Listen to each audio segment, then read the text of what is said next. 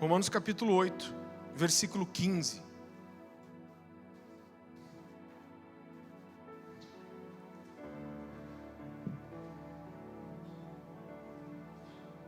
A palavra do Senhor diz assim: porque não recebestes espírito de escravidão, para viverdes outra vez atemorizados, mas recebestes o espírito de adoção, baseados no qual clamamos Abba, Pai.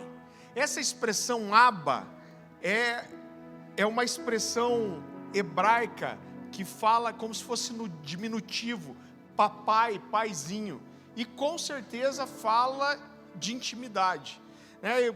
Se qualquer um de vocês aqui, eu conheço a história de alguns, não de todos, mas se você simplesmente sabe quem é seu pai natural, você pode chamar ele de pai. Agora, papai, paizinho, é só para quem sente a segurança de saber que é amado.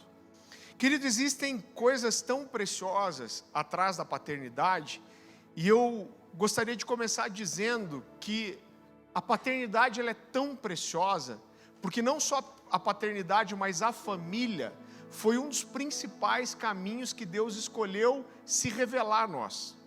Então você imagine que Deus ele criou os céus, criou a terra e criou o homem.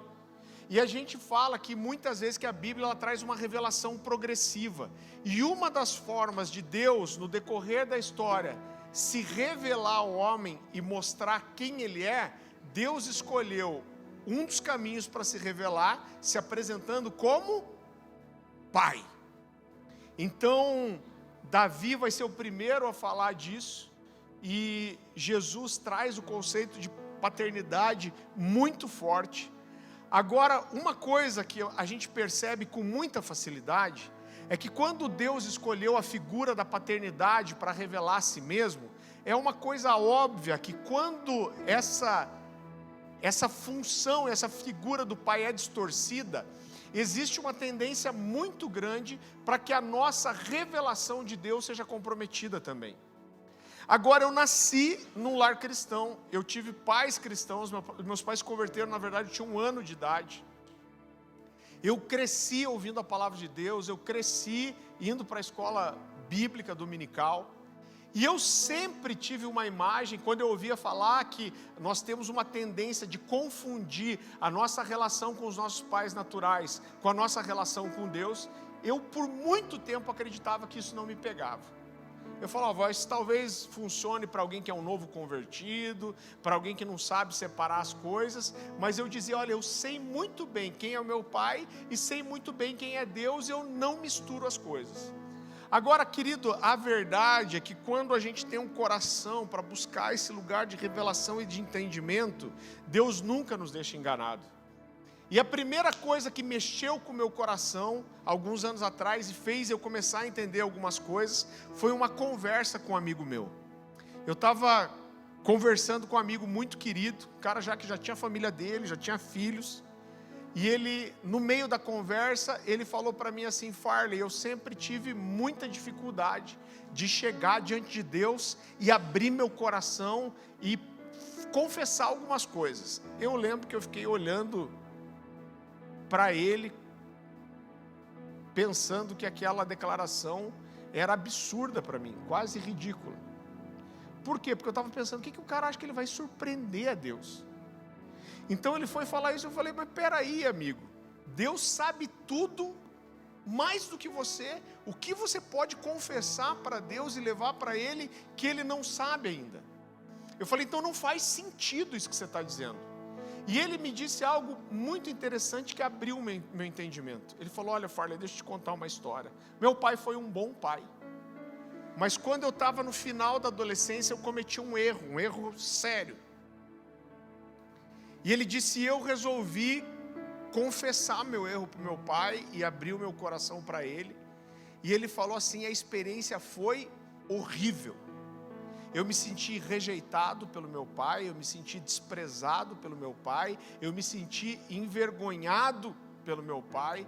Ele falou, meu pai demorou muito para conseguir dar uma resposta de amor para mim de volta. E ele falou, eu acho que isso me marcou. E a impressão que ele falou, depois disso eu nunca mais consegui abrir nada escondido, algo sério para o meu pai, depois dessa vez.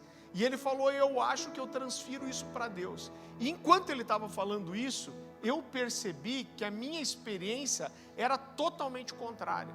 Eu sempre tive facilidade para confessar, para expor meu coração, para falar de todos os meus sentimentos ruins. Porque eu li um livro uma vez, um livro de alguns textos escolhidos por C.S. Lewis, e ele fala, eu não lembro de quem era, Thomas Kempis ou alguém, e ele fala assim, o dia que você se achar bom demais, imagine como seria se de repente todos os teus pensamentos e sentimentos fossem expostos para todas as pessoas. E aí acaba o lugar para qualquer tipo de orgulho. E eu falei para ele, cara, eu sempre tive facilidade de abrir tudo para o meu pai, mas eu olhei para a relação que eu tive com meu pai, e eu sempre tive esse lugar de ser totalmente transparente. E enquanto ele estava falando isso, veio uma cena na minha cabeça. Eu lembrei eu devia ter uns 8 anos de idade. Irmão, eu fui uma criança que só a graça de Jesus.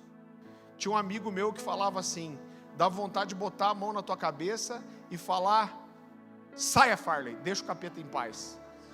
Porque eu acho que você pode endemoniar o diabo. Irmão, eu era uma criança difícil. Eu não era difícil de fazer coisas erradas, né? Eu nunca dei problema para os meus pais com droga, com nada, mas eu era arteiro, irmão. Eu era aquele que se deixasse, eu estava em cima do telhado. E eu lembro que uma vez eu saí para a rua, enquanto esse meu amigo estava me contando, eu lembrei dessa cena. Eu saí para a rua e eu ganhei um estilingue. Eu não parava uma semana com o estilingue, porque eu já fazia alguma coisa errada e minha mãe tacava fogo. E eu lembro que eu saí com o estilingue para a rua procurando alguma coisa para acertar. E eu lembro que passou uma joaninha voando. Você já sabe do que foi dar, né? E eu, claro, fui tentar acertar na joaninha. Mirei na joaninha, aquela pedra foi lá em cima que sumiu e voltou e caiu no telhado da casa do vizinho. Um vizinho de 2 quadras de casa. A pedra caiu e regaçou o telhado dele. E eu não sei se o cara estava no banho, provavelmente, quando a pedra caiu, o cara saiu endemoniado, enrolado uma toalha, correndo atrás de mim. Imagina a cena, irmão. E eu, corri para casa e entrei assim, quase com porta e tudo para dentro de casa e falei, pai, o negócio é o seguinte, eu estava lá, eu fui acertar uma joaninha, mas a joaninha voou, e aí eu joguei a pedra para cima e caiu no vizinho, o vizinho está aí correndo atrás de mim. E aí meu pai falou, mas guri, que cabeça, cara, por que você fez isso? Claro que você vai acertar na casa. Ele falou, mas vem aqui, fica atrás de mim, pode deixar que agora eu resolvo. Então abrir o meu coração para o meu pai sempre foi entrar para esse lugar de não estar mais sozinho, estar em segurança. E essa foi a primeira vez que Deus começou a me mostrar como, mesmo em mim, essa figura do pai influenciava na paternidade. E eu lembro que logo nesses dias eu fui numa reunião de célula, e eu estava comentando essas coisas, e uma moça que estava na célula, ela falou assim, me desculpa, eu não era pastor, nada. Ela falou, me desculpa, mas eu cresci na igreja, isso para mim é bobagem, eu não confundo meu pai com Deus, eu sei muito bem o que é cada um. E eu falei para ela, como que era a sua relação com o seu pai? Ela falou, não, meu pai foi um pai incrível. Ela falou, tá certo que meu pai não tinha uma relação afetiva com a gente. Ela falou assim, eu não lembro do meu pai nunca me pegar no colo, eu não lembro de meu pai dar atenção para alguma coisa específica. Ela falou, a gente era em 5 irmãos e quando Deus... quando meu pai comprava, meu pai nunca deixou de dar um presente, nem no Natal, nem aniversário, mas quando meu pai dava um presente era meio igual para todo mundo, comprava a granel, não dava para separar o que cada um queria. Eu falei, quem é Deus para você? Quando eu perguntei isso, ela começou a chorar já. Ela falou, olha, eu creio em Deus, eu sei que Deus cuida de mim. Ela falou, mas quando eu ouço um testemunho daqueles, que com certeza você já ouviu, Da pessoa que fala assim, puxa, eu estava com uma vontade de comer um estrogonofe, foi esse exemplo que ela me deu. E aí, de repente, veio alguém, bateu na minha porta e falou, olha, trouxe uma coisa para você, e era um estrogonofe. Ela falou, eu chego a sentir raiva da pessoa, porque eu nunca tive uma experiência com Deus assim. Ela falou, eu sei que Deus cuida de mim, mas Deus é uma coisa distante. Eu nunca senti o que algumas pessoas falam do cuidado pessoal, de sentir Deus pegando no colo. E querido, aconteceu algo sobrenatural de uma cura ali. E eu tenho aprendido no decorrer de todos esses anos que o relacionamento que nós temos ou tivemos com os nossos pais naturais acabam realmente influenciando muito na imagem e na revelação que nós temos de Deus. E a realidade disso, você sabe que eu trabalhei muito tempo na área comercial, e o pessoal diz que o Dia das Mães é o segundo Natal para o pessoal do comércio, porque vende muito. Agora, o Dia dos Pais não movimenta nada quase, irmão. Sabe por quê? Eu vou te dar uma informação aqui que é chocante. 1/3 da população brasileira não tem sequer o nome do pai no RG. Você consegue entender isso? A grande maioria de nós aqui veio de lares desfeitos, veio de pais divorciados, ou talvez você não saiba nem quem é ou quem foi o seu pai. E o diabo tem um foco muito específico nisso. Por quê? Porque se ele conseguir distorcer a imagem de paternidade que nós temos, o nosso relacionamento com Deus vai ser distorcido e prejudicado.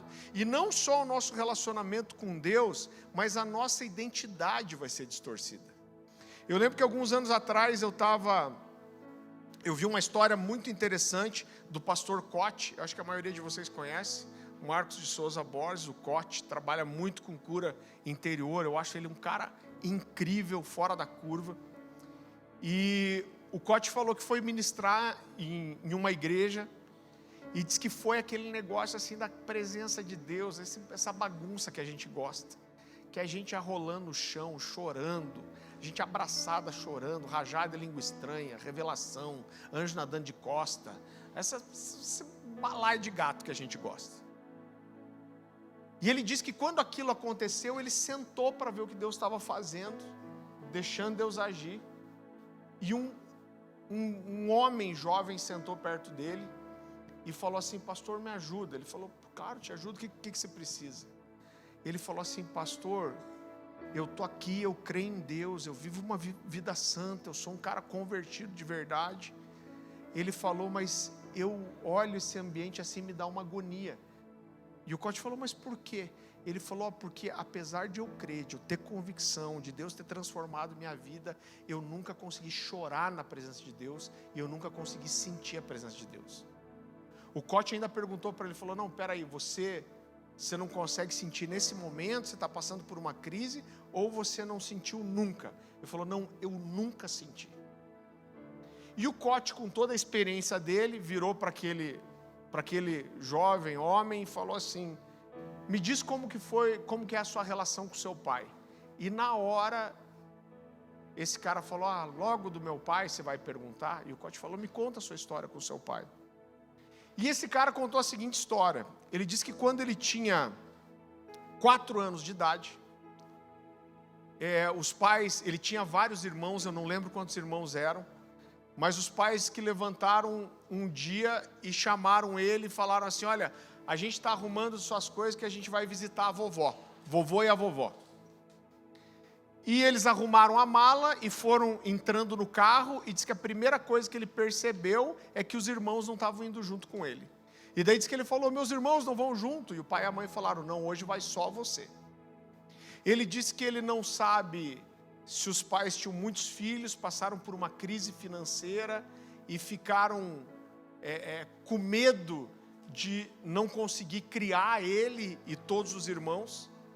Mas o fato é que eles chegaram na casa do vô e da avó, soltaram ele começou a brincar lá, e de repente ele olhou em volta e percebeu que os pais não estavam mais. E quando ele viu que os pais não estavam e não iam voltar, e não voltaram mesmo, porque ele tinha 4 anos de idade e voltou a ver os pais com 14. Olha essa história, gente. Ele diz que chorou por 3 dias a fio. E ele diz que por 3 dias ele chorou dia e noite, e depois disso ele nunca mais conseguiu chorar. E o Cote falou algo muito interessante quando ele estava contando essa história. Ele disse assim: olha, o órfão, ele tem uma dificuldade muito grande na adoração. Por quê? Porque a adoração é um lugar de rendição, de entrega. E ele disse: o órfão não consegue entrar nesse lugar. Ele não consegue chegar a esse nível de entrega, de se soltar e de se entregar nos braços de Deus. Eu estava alguns anos atrás também assistindo, zapeando os canais na TV, e eu ia abrindo um documentário, se eu não me engano, um documentário da BBC, e era um documentário super interessante. A história era a seguinte: eram jovens que tinham chego na idade adulta e não conseguiam desenvolver a sua própria vida. Então eram jovens que não conseguiam casar, que não conseguiam parar no emprego, que não conseguiam desenvolver uma profissão. E esse documentário era analisando a vida desses jovens para tentar achar qual era o problema deles. E quando eu achei interessante, comecei a assistir, a primeira coisa que eu descobri é que nenhum desses jovens tinha problema com a mãe, mas todos eles tinham problema com o pai. E no decorrer da história, teve a história de um rapaz que me chamou a atenção de forma especial. Esse cara estava numa idade que ele já devia estar casado, e ele não parava em relacionamento, não parava em trabalho, em emprego nenhum. E o sonho dele era ser um lutador profissional. E aí a repórter perguntava: por que você quer ser um lutador? Ele falou: porque meu pai era lutador. E o que eu mais sonho da minha vida é que o meu pai um dia possa olhar do céu para mim e eu dar orgulho para ele. Então, no discurso desse cara, você via que todas as escolhas dele, as motivações da vida, implicavam nessa relação dele com o pai. E de repente ele começava a falar assim: olha, se eu soubesse que era o último dia, que era a última manhã, que era a última semana, eu teria gasto mais tempo com meu pai, eu teria dito para ele mais vezes que eu amava ele, eu teria feito isso, eu teria aquilo. Essa hora eu já estava chorando assistindo o documentário. Só que de repente a câmera cortava e aparecia o testemunho da mãe, e a mãe conta como o pai morreu. Então ela diz assim: olha, eu acordei uma manhã e quando eu olhei para o meu marido, ele tinha um revólver na mão. E ele começou a gritar e ele falou: vem todo mundo para a sala, vem todo mundo para a sala. Ela disse que ela ficou desesperada, ela tinha certeza que ele tinha entrado numa crise e ia matar a família inteira. E ele juntou todos os filhos e a esposa e mandou eles ficarem um do lado do outro na sala. E quando estava todo mundo paradinho na sala olhando para ele, esse cara pôs o revólver na boca e deu um tiro na cabeça. E esse jovem não conseguia romper, entender quem ele era, corresponder a um propósito, porque ele estava preso em uma paternidade distorcida. Agora eu quero que você repita comigo, diga assim: não importa o quanto bom ou mal o meu pai natural possa ser, ele está desqualificado para representar a imagem de Deus Pai. Quando a gente olha para Davi, eu falei sobre isso, a gente vê que Davi foi alguém que foi deixado de lado pela família. Eu não tenho dúvida de que Davi teve um desafio com a paternidade dele, mas lá, e uma prova disso, e a prova de como Davi lidou com isso, você não precisa abrir, mas lá no Salmo 27:10, Davi diz assim: porque se o meu pai e a minha mãe me desampararem, o Senhor me acolherá. E querido, eu quero dizer para você que nós andamos em cima da revelação que nós temos. A gente falou isso ontem aqui, falando sobre a figura do Espírito Santo. A gente acaba andando, se desenvolvendo e agindo em cima do nível de revelação que nós temos. E eu quero dizer para você que se você tiver uma visão distorcida da paternidade de Deus, você vai ter problemas em 3 áreas da sua vida. A primeira área que você vai ter problema é que o seu relacionamento com Deus vai ter um limitador. Então você pode ver Deus como todo-poderoso, Deus como Senhor, Deus como Salvador, mas quando chegar na paternidade, você vai ter uma trava. E a paternidade é justamente o lugar de intimidade. Eu lembro que o pastor Luciano Subirá contava uma história que ilustra muito bem isso. Ele fala que o pai dele era daquelas igrejas assim, bem tradicionais.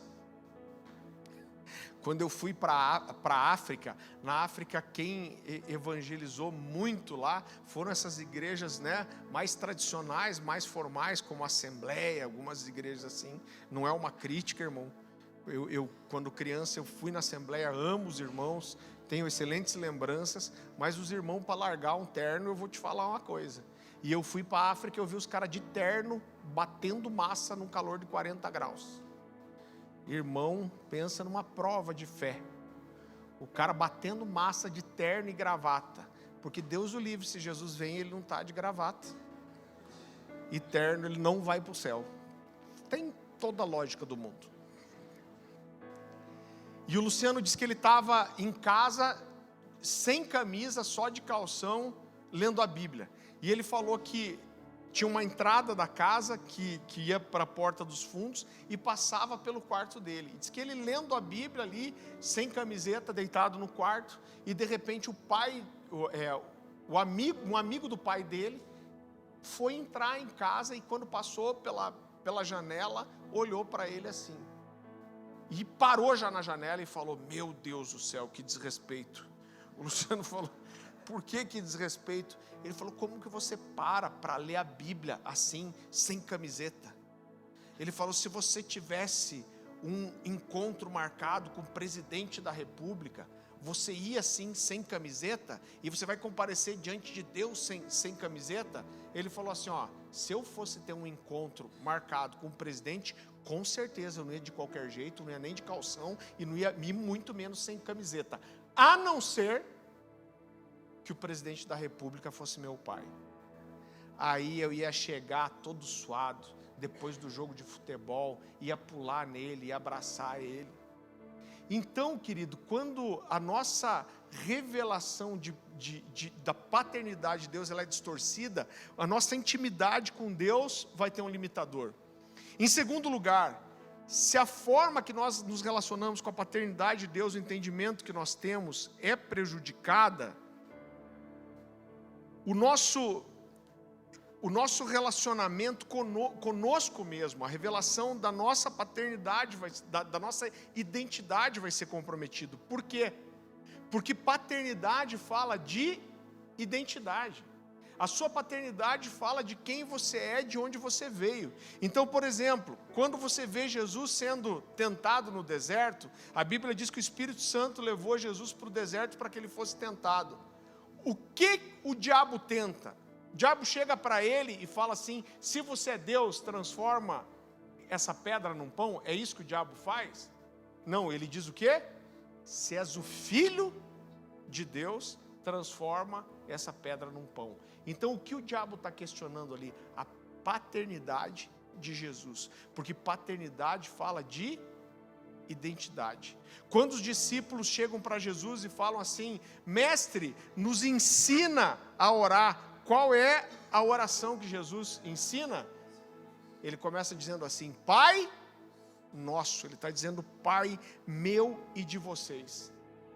Quando a gente olha na Bíblia, normalmente, e aparece um personagem novo, a Bíblia vai dizer assim: e apareceu fulano de tal, filho de ciclano, e apareceu esse filho daquele. Por quê? Porque paternidade fala de identidade. E em terceiro e último lugar, se a nossa visão, a nossa revelação da paternidade de Deus for distorcida, limitada, todos os nossos relacionamentos vão ser comprometidos.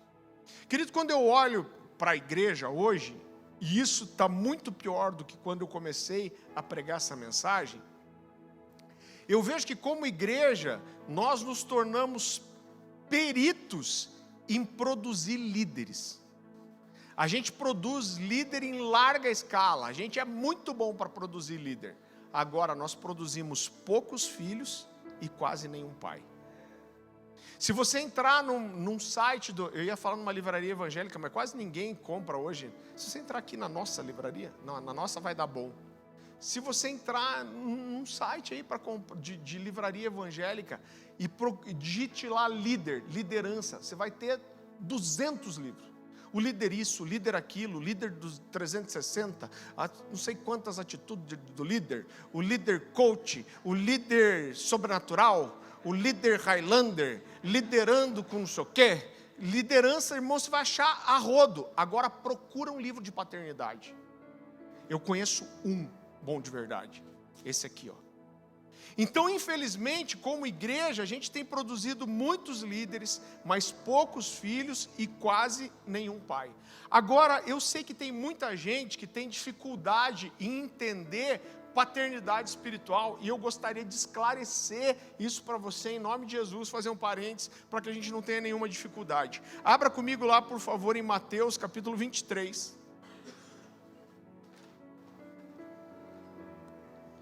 Mateus capítulo 23, versículo 9.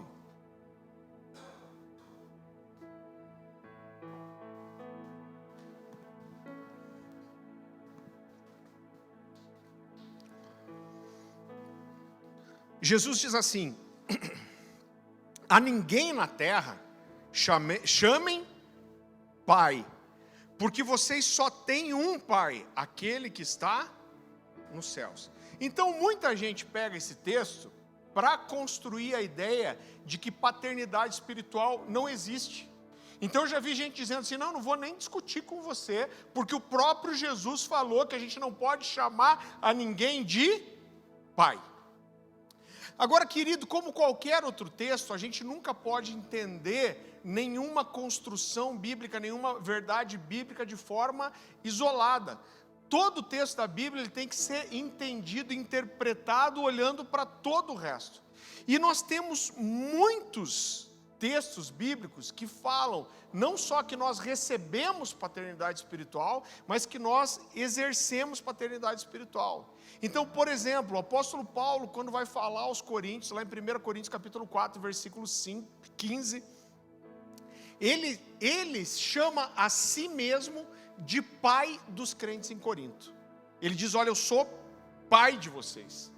O apóstolo Paulo muitas vezes chama tanto Timóteo como Tito de filhos. Ele chega para Timóteo, ele envia Timóteo e fala: esse é meu filho amado e fiel, meu filho verdadeiro na fé, esse é meu filho de verdade. O apóstolo João, por exemplo, lá em 1 João, no capítulo 2, ele vai chamar também os irmãos de filhos. Ele fala de pais, ele fala de irmãos, mas ele fala: olha, vocês são meus filhos. Então, como a gente olha para tudo isso e a gente consegue encontrar concordância em Jesus falando que ninguém você deve chamar de pai, e aí apóstolos como o apóstolo Paulo, o apóstolo João, e a gente poderia usar aqui outros exemplos dizendo: eu sou pai de vocês e vocês são meus filhos. Quando a gente vai para o capítulo 8 de Mateus, para o capítulo 23, versículo 8, se a gente voltar um pouquinho, você vai perceber que Jesus fala de não chamar ninguém de mestre. Desculpa, o texto que a gente leu foi Mateus, deixa eu voltar lá, 23, 9. Mas no 8, Jesus diz assim: vós, porém, não sereis chamados mestres, porque um só é o vosso mestre, e vós todos são irmãos. Então ele está dizendo que vocês não vão chamar ninguém de mestre. Agora, lá em Efésios capítulo 4, no versículo 11, Paulo fala dos dons ministeriais, e ele fala que um dos dons é mestre. Quando Jesus diz assim: vocês não vão chamar ninguém de mestre, só Deus, fica claro que ele está excluindo disso inclusive a ele, mas Jesus se apresenta em outros momentos como mestre, e nós sabemos que Jesus é mestre. Então, quando eu olho para isso, querido, eu entendo que o que o Senhor está nos ensinando aqui é que se a gente não pudesse inclusive chamar ninguém de mestre ou ninguém de pai, a gente não poderia chamar nem nossos pais naturais de pais. Você concorda comigo? Se a gente for levar ao pé da letra esse texto, não chama ninguém de pai, nem seu pai natural você podia chamar de pai. Mas eu entendo que o que Jesus está ensinando aqui é uma coisa específica. Jesus está trazendo um alerta e fazendo uma exortação em relação a como os fariseus se apresentavam na época. Então você tem um relato histórico longo disso, mostrando que os rabinos, os mestres da lei, eles eram chamados de pais pelos seus discípulos. E não só pelos seus discípulos, mas por todas as pessoas. E eles colocavam as palavras dos rabinos em pé de igualdade com as escrituras. Então, num tempo onde que pouca gente lia, tinha acesso às escrituras, esses mestres eram chamados de pais. E essas pessoas colocavam a palavra dos mestres ou a palavra dos pais em pé de igualdade com aquilo que a Bíblia dizia.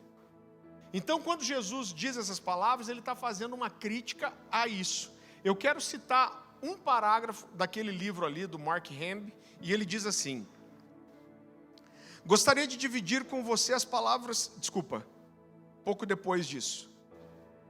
Ele diz assim: os fariseus se referiam aos rabinos do passado como os pais.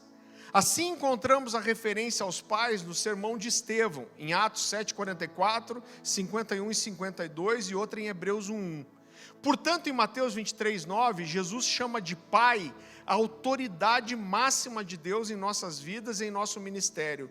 É necessário que nos desobriguemos de qualquer linha de pensamento, incluindo doutrinas dos homens, que exalte a si mesmo contra a paternidade de Deus. Esse é o motivo pelo qual a proibição de se chamar um homem de pai é igual a outra que proíbe de chamá-lo de preceptor ou de mestre. Em verdade, um pai espiritual jamais tomará a autoridade da Escritura. Então a paternidade na terra, olha como é preciosa essa frase, a paternidade na terra é apenas uma confirmação do Pai nosso que está no céu. Então qualquer paternidade espiritual, ela só é válida se ela for uma resposta ao tipo de paternidade que Deus nos ensinou a ser. Agora, voltando, querido, a tentar entender qual é a diferença. Então, se você falar assim, eu sou o pastor sênior, o titular dessa casa, eu sou um líder aqui. Agora, eu sou uma paternidade também, e eu queria mostrar para você qual é a diferença entre alguém que lidera de forma simples como um líder, ou alguém que lidera com paternidade. Então, por exemplo, quero fazer algumas perguntas para você. Um líder, ele tenta desenvolver as capacidades e as habilidades da pessoa que está debaixo dele? Sim ou não? Um bom líder desenvolve? Ele quer tirar o melhor desse cara, ele quer que esse cara cresça, ele quer que esse cara se desenvolva, ele quer que esse cara seja melhor, ele quer que esse cara cresça, quer ou não quer? Por quê? Porque quando ele faz um bom trabalho nos que estão debaixo dele, ele sobe de categoria como líder. Então, para que um gerente seja promovido, ele precisa que as pessoas debaixo dele vão bem. Para que ele vá para uma posição de uma diretoria, talvez, ele precisa que quem está debaixo dele seja a melhor equipe. Então, um líder desenvolve boas capacidades, tira o melhor dos seus liderados? Sim, por quê? Porque isso promove ele, e no final das contas o foco está nele. Agora, um pai tenta desenvolver as habilidades dos seus filhos? Sim. Ele tenta tirar o melhor dos seus filhos? Sim. Ele quer que seus filhos desenvolvam novas habilidades? Sim. Por quê? Porque ele quer passar por uma categoria de pai sênior, ou pai diretor? Não. Por que o pai faz isso? O pai faz isso porque o que realiza o pai é ver a realização do filho. O pai faz isso porque o que realiza o coração do pai, o que deixa o pai feliz, o que motiva o coração do pai, não é olhar para ele mesmo, mas é olhar para o filho. Porque o pai sempre vai querer um bom pai, que o seu filho vá além daquilo que ele foi. Que o filho vá mais longe, que o filho alcance mais. Eu acho engraçado quando eu vejo alguns pastores, eu já vi isso algumas vezes, Não é uma mentira isso. Mas eu já vi muita gente dando palavra de oferta e falando, abra lá em Malaquias 3:10. A Bíblia diz, trazei todos os dízimos e ofertas e fazei prova. Então Deus quer que você prove, porque se Deus prometeu, Ele vai ter que cumprir. Irmão, não é uma mentira isso. Mas a grande verdade é que Deus não nos dá boas dádivas só porque Ele está preso à palavra dEle. Você já viu algum pai falar assim, não, eu coloquei meu filho agora num colégio particular, e eu comprei roupa boa para ele, e eu dou presente porque a Constituição me exige. Então a Constituição me exige que meus filhos sejam educados, então para cumprir a lei, eu educo os meus filhos. Nunca você vai ver um pai fazendo isso. Por quê? Os pais dão boas coisas para os seus filhos, porque os pais amam. Você entende como é completamente diferente? Às vezes as coisas que você faz são parecidas, mas a motivação do coração é completamente diferente. Eu lembro que no último emprego secular que eu tive, eu fiquei uns 15 dias passando por uma peneira gigantesca, com um monte de psicólogo, com dinâmica de grupo, Por quê? Porque os caras contratam um monte de psicólogo, pagam caro esses especialistas. Para quê? Para tentar passar uma peneira e descobrir qual é o profissional que está mais qualificado para desenvolver uma função específica. Agora, você já viu um casal ir para um orfanato com uma equipe de psicólogo? Falar, não, eu tenho aqui essa possibilidade, 15 crianças que eu posso adotar, então nós vamos fazer aqui um teste de perfil psicológico, para eu ver qual de vocês é a criança que está mais qualificada para ser meu filho. Quando um casal vai adotar uma criança, eles estão procurando alguém não só para promover a felicidade deles, mas alguém em quem eles possam promover a felicidade. Eles escolhem alguém para cuidar, para proteger, para zelar, para lançar para a vida. Quando um líder contrata alguém para desenvolver uma função e esse cara falha, o que o líder faz? Ele troca, irmão. Agora, nenhum pai que se preze, pelo menos, troca um filho.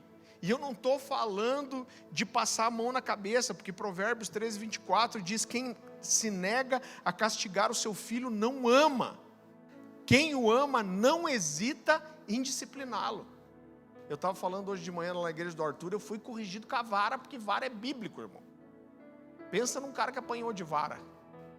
Eu até os 13 anos de idade, eu tinha a pele tigrada, inclusive. Apanhava de vara, depois passava salmoura. Quem passou por isso aí?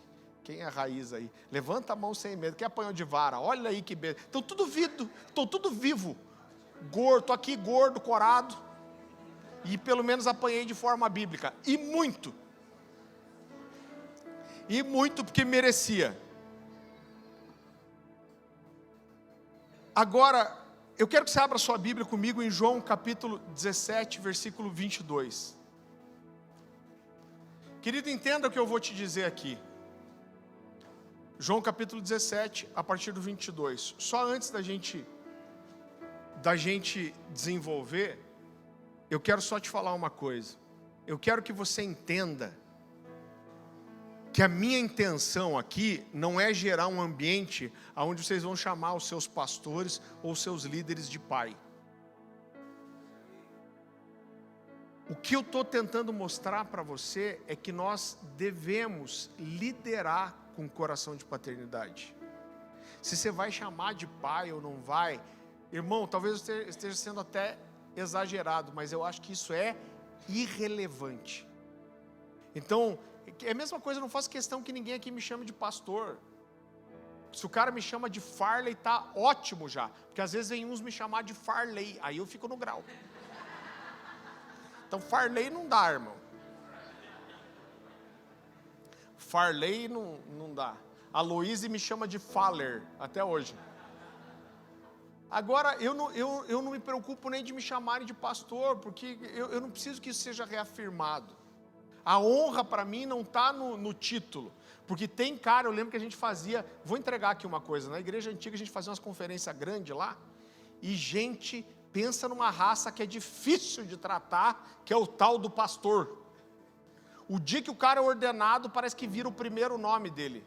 Quantas vezes a gente passou por isso, do cara ir fazer o check-in dele, aí você ia dar o crachá e escrevia o nome do cara, João. Aí o cara falava assim, Pastor João. Estava até de vontade.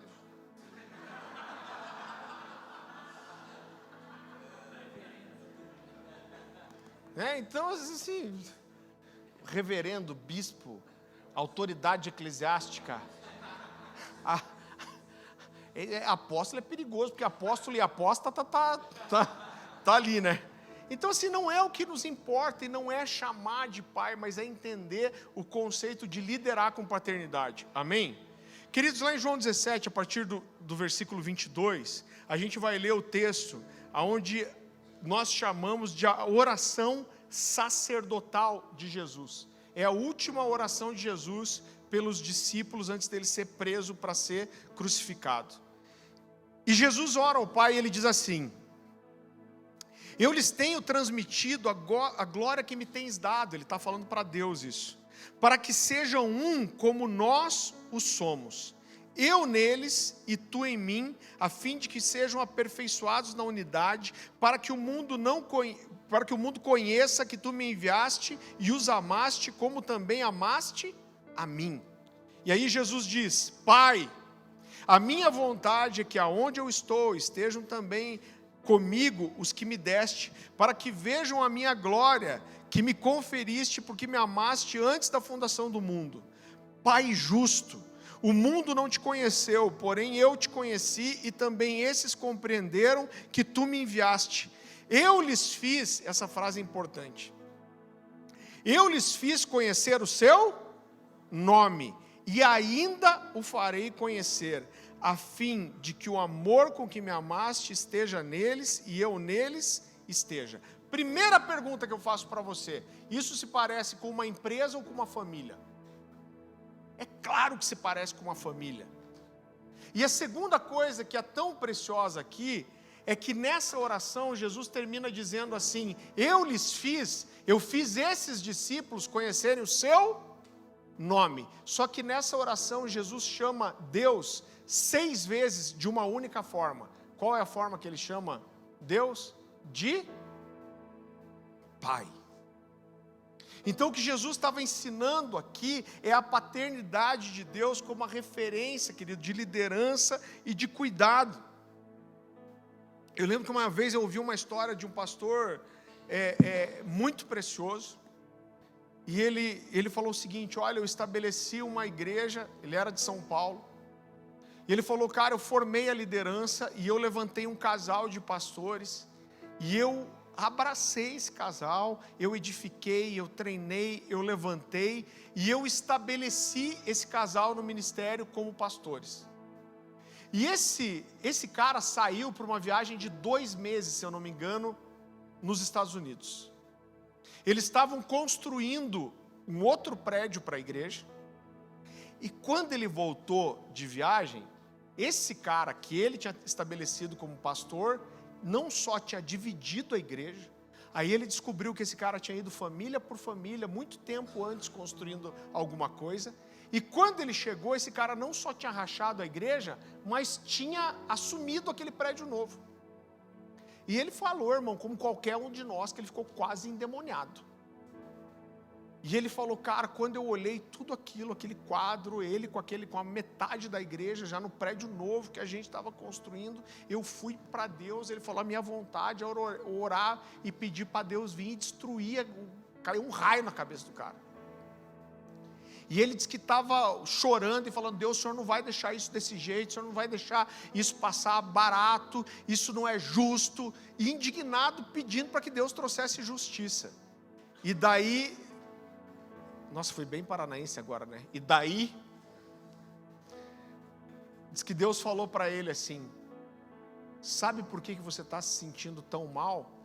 E ele falou: por que, Deus? É claro que eu estou me sentindo mal, olha o que o cara fez, tal, não sei o quê. E Deus falou para ele assim: você está se sentindo desse jeito porque você é um líder. E ele falou: Deus, claro que eu sou líder, liderei, treinei, levantei, estabeleci. E Deus falou para ele assim: pois é, mas se em vez de ser um líder, se fosse um pai, você não estava se sentindo desse jeito. Que droga, Deus regaça a gente às vezes, né? Acaba com todo o nosso direito. e justiça. Sabe o que esse cara fez? Essa história toca muito meu coração até hoje. Ele pegou toda a documentação do prédio onde o cara estava indo, botou numa pasta, foi até aquele cara e falou: cara, deixa eu te falar uma coisa, eu amo você, você está errado, eu não aprovo o que você fez, mas eu te amo, e o dia que a ficha cair e você quiser voltar, eu vou estar te esperando, mas você não vai ficar aqui ilegal, eu já assinei os documentos e eu estou dando esse prédio para você começar essa igreja com esse povo. Então, querido, mais uma vez, eu não estou falando de chamar de pai ou não, mas eu estou falando de entender um coração de paternidade. Agora eu quero que você entenda que o objetivo dessa mensagem não é você sair daqui desesperado para exercer paternidade, mas é para que em primeiro lugar você desenvolva um coração de filho no reino, porque só pode ser pai quem foi filho primeiro. Eu quero que você abra comigo em 1 Coríntios capítulo 4.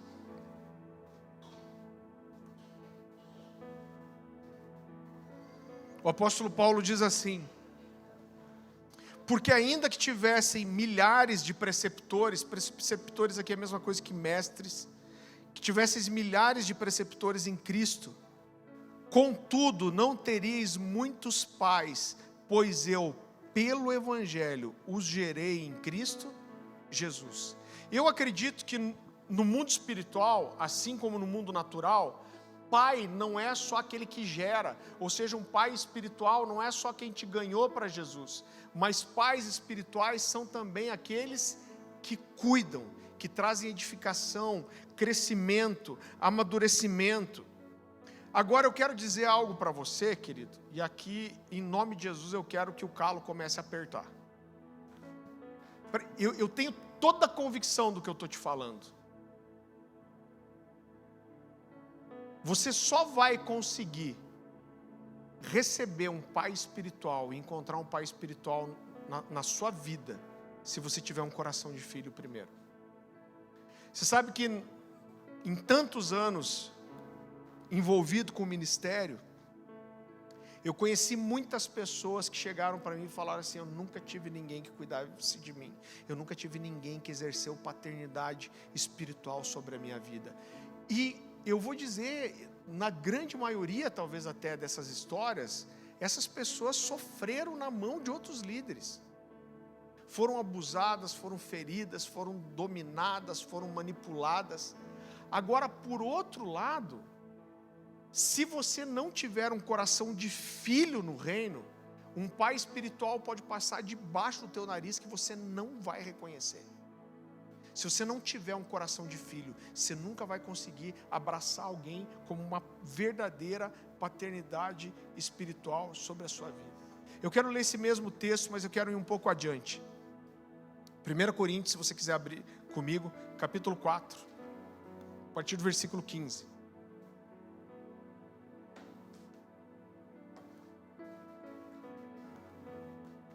A palavra do Senhor diz assim: porque ainda que tivesseis milhares de preceptores em Cristo, não teríeis contudo muitos pais, pois eu pelo Evangelho vos gerei em Cristo Jesus. Admoesto-vos, portanto, a que sejais meus imitadores. Por essa causa, vos mandei Timóteo, que é o meu filho amado e fiel no Senhor, o qual vos lembrará os meus caminhos em Cristo Jesus, como em toda parte ensino em cada igreja. A gente falou disso, eu acho que na semana passada. A relação que Paulo tinha com Timóteo era tão preciosa, porque Paulo não deu só conhecimento para Timóteo. Ele diz: olha, eu estou enviando Timóteo, porque ele não fará lembrar só o que eu ensino, mas ele vai fazer vocês lembrarem da minha maneira de viver.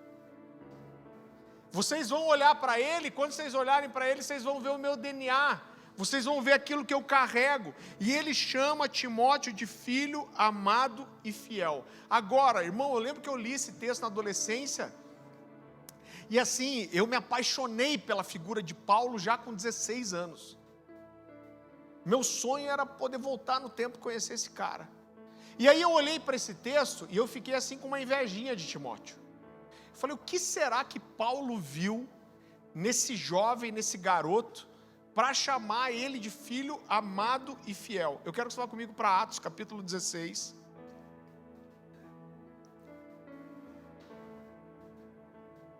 A partir do versículo 1. A palavra do Senhor diz assim. Atos capítulo 16.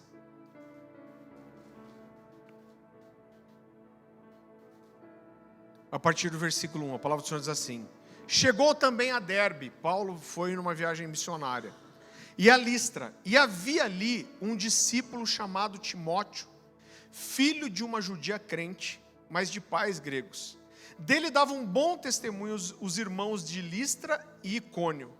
Quis Paulo que ele fosse em sua companhia, e por isso circuncidando, por causa dos judeus daqueles lugares, pois todos sabiam que seu pai era grego. Então olha só, vamos tentar entender esse texto. Vamos voltar um pouquinho.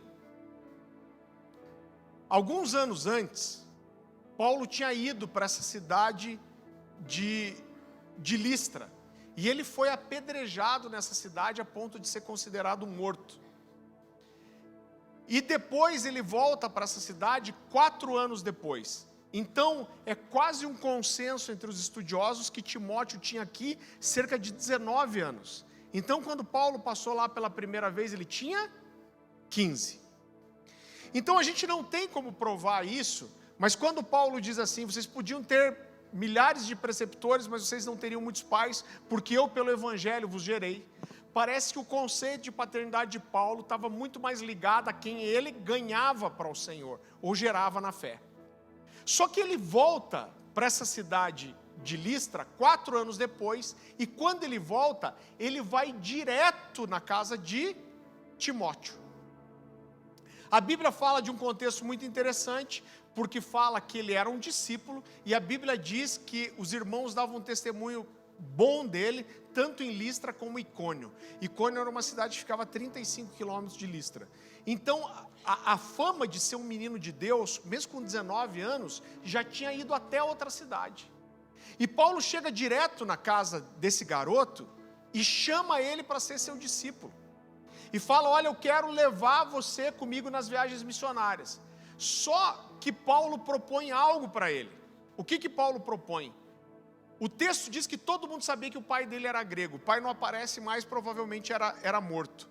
O que acontecia nas famílias onde a mãe era judia, mas o pai era grego, é que normalmente o pai não deixava a mãe circuncidar o filho, até porque essa era uma função do pai.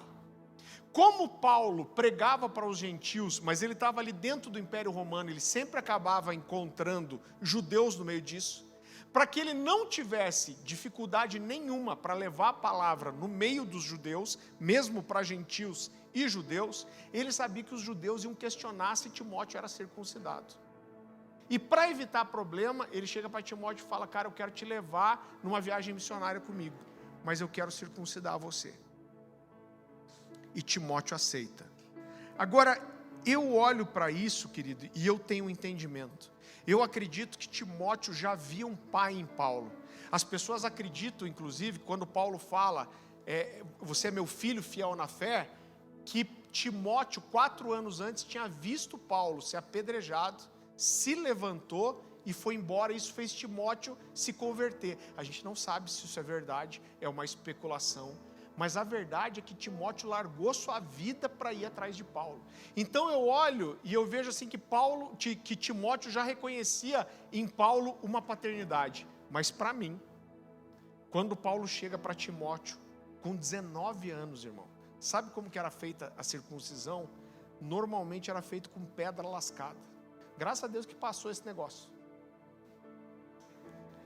Na região tinha uma pedra que você batia e ela quebrava em disco. Aqui existe isso também. E eles pegavam, normalmente isso, uma pederneira. Então no 8º dia você puxava o prepúcio, a pele que cobre o pênis, sem xilocaína, sem paracetamol. O mertiolate é do Satanás. E ó, irmão, cortava. Agora isso para uma criança de 8 anos, com certeza, de 8 dias, era horrível. Agora pensa o nível de confiança de Timóteo, de se deixar, aos 19 anos, ser circuncidado por Paulo. A função de circuncidar era de quem? Do pai. Então, para mim, quando Paulo fala para Timóteo, eu quero circuncidar você para te levar junto, e Timóteo fala, pode circuncidar, para mim é naquele momento que Paulo reconheceu em Timóteo um filho. Falou, eu não sou só um pai, mas esse cara é um filho. Eu sei que às vezes isso é muito subjetivo, e eu quero te contar algo que aconteceu comigo, querido. Você sabe que eu lembro que um dia eu estava numa conversa com o pastor Luciano Subirá, quando a gente começou a pastorear os jovens, e eu comecei a ver como os jovens tinham um problema com paternidade. E a maioria dos jovens chegavam para a gente e diziam assim, olha, eu nunca tive ninguém que cuidou da minha vida, eu nunca fui acompanhado, cuidado por ninguém. E eu fiquei tão quebrantado com aquilo, que um dia eu abri o coração para o Luciano. Eu falei, Luciano, eu estou mal com isso. Eu falei, cara, eu me sinto até culpado. Por quê? Porque eu sempre tive homens de Deus que me acompanharam. Sempre, irmão. Com 18 anos, o pastor Silas me levou para dentro da casa dele, me tratava como filho. Depois eu tive alguns homens de Deus que me trataram assim, então eu sempre recebi todo cuidado. E eu falei para o Luciano, eu me sinto até culpado. E eu lembro que o Luciano falou, cara, eu entendo o que você quer dizer.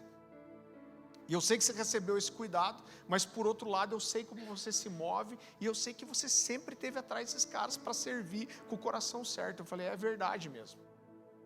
Mas eu lembro que um dia um dos pastores, que era o cara que cuidava de mim na época diretamente, a gente estava conversando sobre paternidade, sobre submissão, e falando sobre submissão inteligente, e falando justamente que toda paternidade, ela precisa ser uma paternidade de acordo com os princípios de Deus, os princípios das Escrituras, e eu falando que a gente tinha que julgar todas as coisas, todas as direções, e é isso mesmo. Mas chegou uma hora, esse cara fez um comentário para mim meio ruim, e eu falei assim, ô pastor, você acha que eu sou insubmisso? Ele falou assim, não, Farley, pelo contrário, eu acho que você é muito submisso, e é justamente por isso que me incomodam algumas colocações e algumas frases suas. Eu falei, esse cara está viajando, velho. Eu sempre tive o coração com os meus líderes. Eu falei, como assim? Do que você está falando? Ele falou, Farley, quando eu vejo você falar desses pastores que tocaram sua vida, ele falou, você fala do Silas, você fala do outro, você fala de líderes, de pessoas que te ensinaram, que te abençoaram. Mas eu às vezes tenho a impressão que eu não vejo uma paternidade aí. Eu falei, mano, do que esse cara está falando? E não consegui entrar no meu coração. Ele falou, faz um exercício comigo. Ele falou assim, ó, pensa nesses caras e repete a seguinte frase comigo. Ele falou assim, diga, eu honro. Eu falei, eu honro. Ele falou, diga, eu obedeço. Eu falei, eu obedeço. Ele falou, diga, eu me submeto, porque é meu líder. E eu repeti, porque é meu líder. Ele falou, agora diga assim, eu honro, eu obedeço e eu me submeto, porque é meu pastor. E eu repeti, eu honro, obedeço, me submeto, porque é meu pastor. Ele falou, agora eu quero que você fale assim, eu honro, eu obedeço e eu me submeto, porque é meu pai. E eu falei, quando eu terminei de falar, ele falou assim, para você é diferente falar essa frase das outras duas? Eu falei, completamente diferente. Ele falou, então você entendeu o que eu queria te ensinar.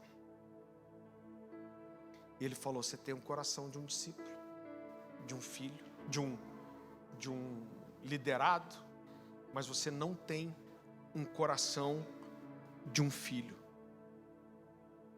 Agora, querido, talvez você esteja ouvindo tudo que eu estou dizendo para você, e eu entendo que isso revelou o meu coração, e talvez você esteja, eu não sei qual que é a sua história, a gente tem tanta gente que está chegando agora, a gente nem apresentou os visitantes. Quem que está aqui pela primeira vez na Cornerstone? Levanta isso.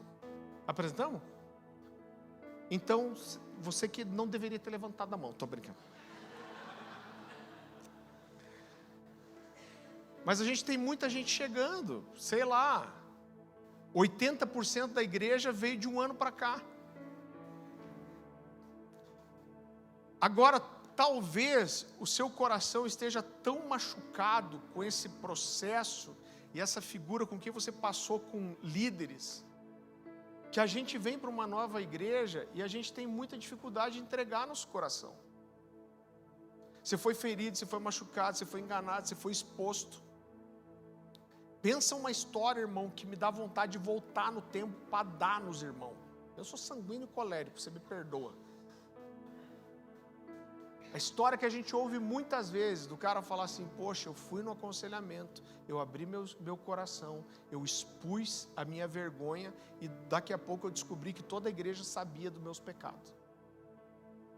Então eu não sei pelo que você passou, mas talvez você está ouvindo tudo isso aqui e você já foi machucado, ferido tantas vezes que você não sabe nem como entrar nesse lugar de receber uma paternidade. Agora, querido, eu quero dizer para você que antes de você receber uma paternidade espiritual, você precisa receber sobre a sua vida e entender a paternidade de Deus. Então eu entendo que é dar murro em ponta de faca, quando a gente não conseguiu levar as pessoas a uma compreensão da paternidade de Deus e fazer o cara entender a paternidade de um líder. Porque toda liderança bíblica, toda paternidade bíblica, ela precisa ser, como disse o Mark Hamby aqui, como uma extensão do Pai Nosso que está nos céus. Agora, alguns anos atrás, eu tive uma experiência, eu quero encerrar com isso, que me ensinou demais. Eu imagino que isso deve ter sido lá por 2008, talvez. A Thaisa estava com a gente, cadê a Thaisa? Deve estar lá na lojinha já. Eu acho que daqui só a Thaisa estava, né, amor? Eu, você e a Thaisa, lá no SIC. Então isso deve ter sido em 2008, a gente está falando de 14 anos atrás. E eu estava começando a pregar, eu não tinha muita experiência para pregar. E um cara me ligou um dia e me falou, Farley, eu queria que você viesse pregar na minha igreja aqui. Eu falei, claro, cara, vou sim, louco para pregar, né? Você vai fazer o curso aqui, você vai sair assim, louco para receber um curso. E eu louco para pregar, falei, não, eu vou sim. Falei, onde que é a igreja? Ele falou, não, a nossa igreja aqui no SIC e tal, e vai ser assim, e o culto eu acho que era 8 horas da noite, eu acho. E eu falei, beleza. E aí, irmão, o que aconteceu? Eu falei, posso levar um pessoal para ministrar louvor comigo? Você quer levar uns cúmplices quando você está aprendendo? E eu lembro que a gente juntou um time, tinha muita gente, né, Dani? Eu acho que tinha umas 20 pessoas com a gente, será? Umas 18 pessoas? Por aí, de 12 pessoas para cima. Então estava indo uma banda e estavam alguns amigos ali do Ministério de Jovens que foram junto. E aí o cara falou o seguinte, não, vamos combinar 6 horas da tarde, eu acho que era mais ou menos isso. Vamos combinar 6 horas no terminal do SIC. E aí eu encontro vocês e levo vocês até a igreja. A gente foi numa caravana com uns 3, 4 carros. E chegamos lá, e chegamos antes das 6 horas, mas aí deu 6, 6:10, 6:20, 6:30. Eu liguei pro cara e falei, cara, a gente está esperando aqui faz mais de meia hora, já onde você está? Não, estou chegando aí, Farley, estou chegando aí. Deu 6:40, 6:50. Estava quase dando 7 horas, eu liguei pro cara de volta, falei, cara, cadê você? Ele falou, não, já estou chegando. Só que no meio, eu já estava com toda aquela galera esperando mais de uma hora, começou a escurecer, então não era uma região das mais favoráveis. Eu lembro que chegou um cara alcoolizado, começou a querer mexer com as meninas. Irmão, já foi me deixando. Eu sou ruim hoje, mas eu era pior antes. E aí começou a dar 7:10, o meu último pingo de espiritualidade deve ter acabado umas 7:15. E o abençoado chegou lá 8:05, irmão. Quando o cara chegou e desceu do carro com um sorrisão, eu já fui assim, cara, você está louco, cara? Você está louco? Você faz a obra do Senhor relaxadamente. E aí a Dani me deu um beliscão no braço, assim, Farley, cara, como você faz isso? A Dani arrochou o beliscão. ela veio aqui no meu cangote como uma brisa suave e falou assim: para que não é hora disso. E eu engoli, mas irmão, eu estava com muita raiva. Se tem, eu sou descendente de ingleses, acho que a única coisa que ficou é esse negócio com o horário. Eu falei: então tá bom, então vamos para a igreja. Aí entramos em toda aquela caravana de carro e fomos na igreja do cara. Irmão, cheio de quebrada. Pensa numas quebradas, que a gente começou a entrar numas vielinhas assim no meio de uma favela que só passava um carro, não dava nem para fazer a volta para ir embora. E de repente a gente parou num lugar que era uma construção de alvenaria, mas estava tudo no tijolo bruto ainda. Aí quando eu olho lá para cima tinha uma laje. E na laje tinha uma lona preta estendida, cheia de umas luzes coloridas. E estava escrito na frente: Lar Dona não sei o que, SIC. Aí a gente parou, desceu, eu falei: onde que é a igreja, gente? Aí o cara apontou para o lar e falou assim: aqui é a igreja. Na verdade não é bem uma igreja, é um lar. Irmão, quando ele falou isso, já começou a me dar um desespero. Imagina eu num lugar desse. Aí a gente é burro pra cacilda. Eu querendo dar uma de pregador, fui de camisa, fui de domingo. Fui de camisa social, sapato de bico fino. Acertou. Aí comecei a subir. Quando a gente subiu, pensa num lugar esquisito. Eu acho que tinha o quê lá? Tinha umas 100 pessoas talvez. Só que eu acho que o mais velho lá devia ter uns 17 anos. Era uma molecada, irmão. E eu tenho medo de adolescente até hoje. Porque eu acho que eles vão rir de mim, que eles vão... Verdade, irmão, verdade. Não, é medo de não conseguir conectar.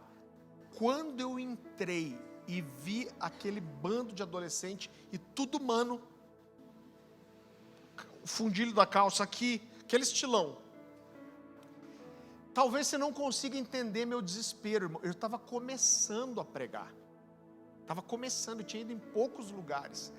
Quando eu olhei, eu preparei, aí o cara está começando a pregar, quer pregar bonito, quer fazer uma pregação expositiva. Eu olhei e falei: esses caras não vão entender nada do que eu tenho para pregar aqui. Eu falei: cara, o que eu vou pregar sem ter um esboço? Irmão, me deu um desespero tão grande. E aí a banda já começou a ir para querer arrumar os negócios, e eu entrei em choque. Eu lembro que alguém que estava comigo falou assim: você está bem? Porque eu falei: cara, o que eu vou fazer aqui? Eu não tenho o que pregar, eu não sei o que falar para essas pessoas, eu não consigo arrumar outra mensagem. Irmão, diante de Deus, Deus sabe a sinceridade do meu coração, me deu um desespero.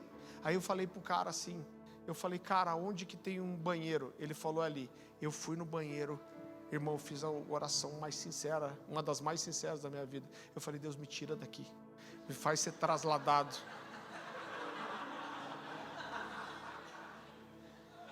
Vai que funciona.